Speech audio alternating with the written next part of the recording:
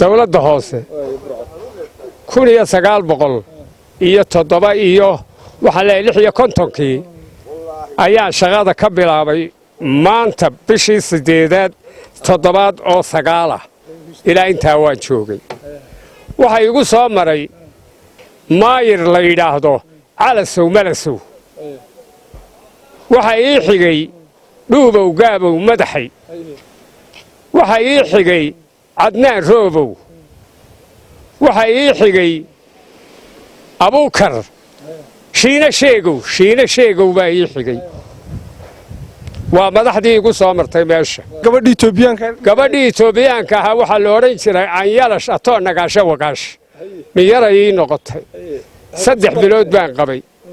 ina yaroo ciyaala iskuula waxaan ku yiri waan ku muslimiinaya markii aan ilaa shahaado ayay tiri maxamed siyaad bare iyo maxamed rasuulullah maxay isu yihiin hada waa la hubaa iyadii bay tiri waxay tiri muslimku ma maxamed miidhan baa markaasaan maxaad aragtay maxamed oo rasuulullah baa nalahayd indhaha maxamed kan siyaad barahanina muxuu yahay bay tiri adigana maxaa lagu yiraahdaa axmed baa la yiraahdaa baan oo isku mid axmed iyo maxamed intaas waa inta waxaan isku baranay waxaan ka qabtay dad la qabtay bay ka mid ahayd dabadeedna nin waliba wuxuu doonayay buu kala baxay waxaan ku qabanay meesha la yiraahdo fidis oo laga xukumo adari sidaasaan adari rasaasta loogu soo riday madaafiicda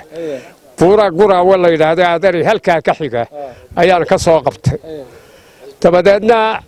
3 bilood markay yay tiri yaaniga marra waaxid uur baan leeyahay waan soo kaxay deegankii waa shaqeeyay imka halkuu ka shaqeeyaa ayay dhash ha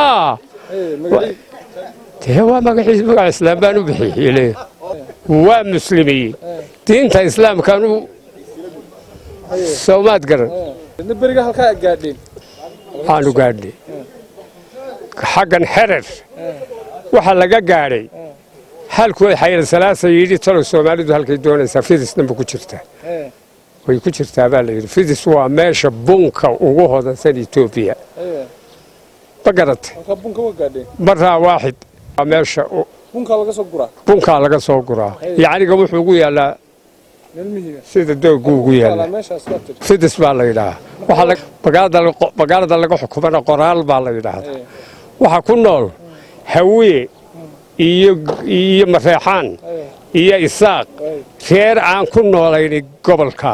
ma jiro buuraana guraa waa la yiraahdaa waa meesha qaad ka dhaadheer ka soo baxo halkan inta joogteen waxaanu joognay sanad 9 bilood halka joogteen ha